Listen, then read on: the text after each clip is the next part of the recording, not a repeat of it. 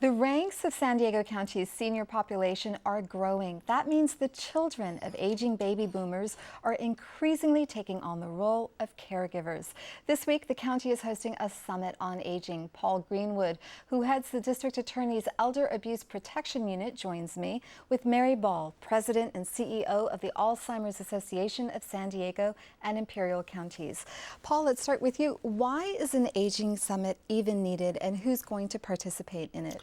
Well, it's needed for many reasons, obviously because of our aging population, but the need to share valuable information, to provide resources to the population in San Diego. And it's also done in a week when, on this coming Sunday, June 15th, we will be actually commemorating and celebrating World Elder Abuse Awareness Day.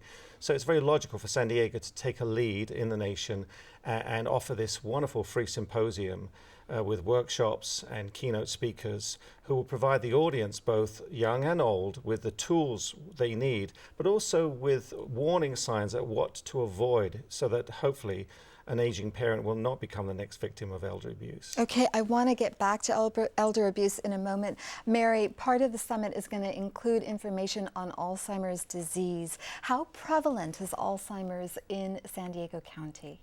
Well, it's the third leading cause of death in San Diego County today, and there's more than 60,000 San Diegans that are living with the disease, and that number is set to double in the next 15 to 20 years. So the numbers are skyrocketing in terms of people developing Alzheimer's or another dementia.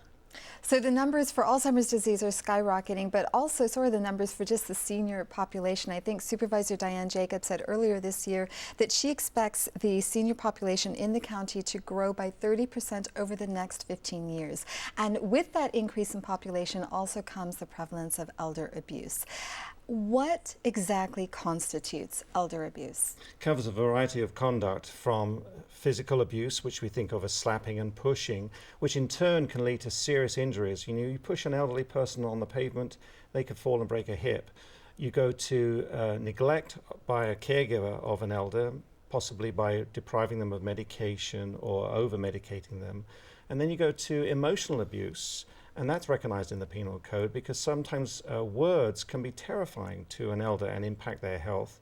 And then you go to the whole aspect of financial exploitation, which can cover a whole myriad of different thefts and scams that we hear about constantly. And how many calls do you get on elder abuse? Well, the calls typically go into Adult Protective Services, but then we get the referrals through them to the police departments.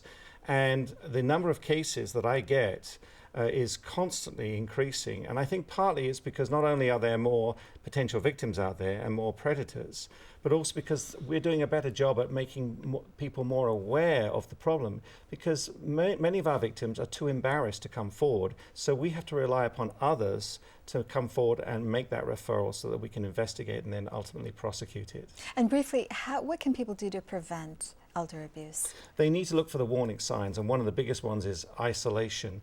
And to never think it's none of my business, to never think it's just a family matter.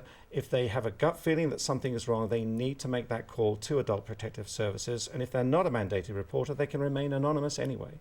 And Mary, with this expected surge in the senior population, what is the Alzheimer's Association doing to prepare for the future? Well, the first thing we do is educate the community about what are the signs of Alzheimer's or another dementia, because about 10% of the time, if people go to a doctor, their symptoms can be reversed. It's not Alzheimer's or dementia. So we really encourage people to look for those warning signs, get to a doctor, get a diagnosis, and then if they have the diagnosis of the disease, it's important that they start making plans for the future. And briefly, tell me, what are some of the challenges that caregivers face, and what sort of help is available for them?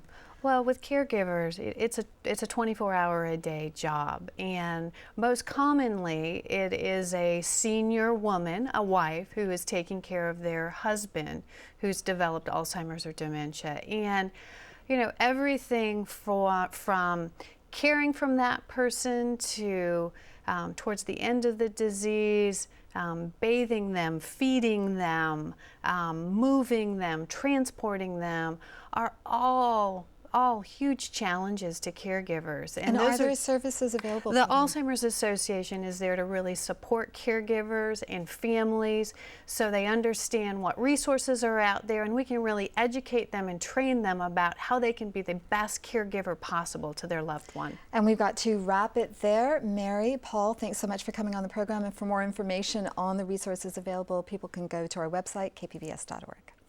Thank you. Thank you.